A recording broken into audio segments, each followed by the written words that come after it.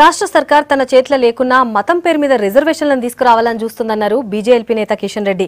ముస్లింలకు రిజర్వేషన్లు కల్పిస్తే బీసీలకు అన్యాయం జరుగుతుందన్నాడు.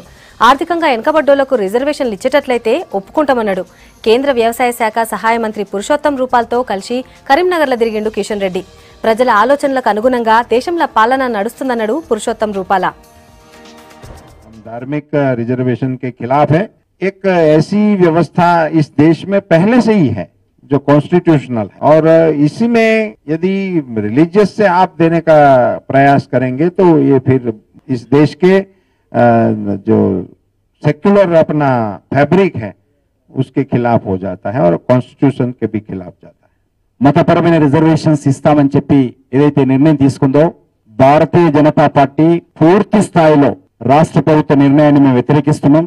మేము ఎన్నికల ప్రణాళికలో హామీ ఇచ్చాము, మీరు అమలు చేయండి అని ఈరోజు భారతీయ జనతా పార్టీ కేంద్ర ప్రభుత్వం మీద నిన్న మొత్తం ప్రెస్ కాన్ఫరెన్స్ లో కేంద్ర ప్రభుత్వం మీద పరోక్షంగా దాడి చేసే ప్రయత్నం చేశారు. ఆయననేమో ఎలక్షన్స్ లో ఓట్ల కోసం హామీ ఇచ్చాడు, దాన్ని అమలు చేయాల్సింది కేంద్ర ప్రభుత్వం అట. ఏ ప్రభుత్వం అయినా, కేంద్ర ప్రభుత్వం అయినా, రాష్ట్ర ప్రభుత్వం అయినా వాళ్ళకు ఒక పరిధి ఉంటుంది. ఏ రాష్ట్రానికి ఆ రాష్ట్రమో తమ ఇష్టం వచ్చిన నిర్ణయాలు తీసుకొని కేంద్ర రాష్ట్రాలకు కానీ మరి కేంద్రానికి కానీ కొన్ని పరిధులు ఉంటాయి. ఆ పరిధులను దాటి ఈ రోజు రాష్ట్ర ప్రభుత్వము మతపరమైన రిజర్వేషన్స్ తీసుకొస్తా ఉన్నది.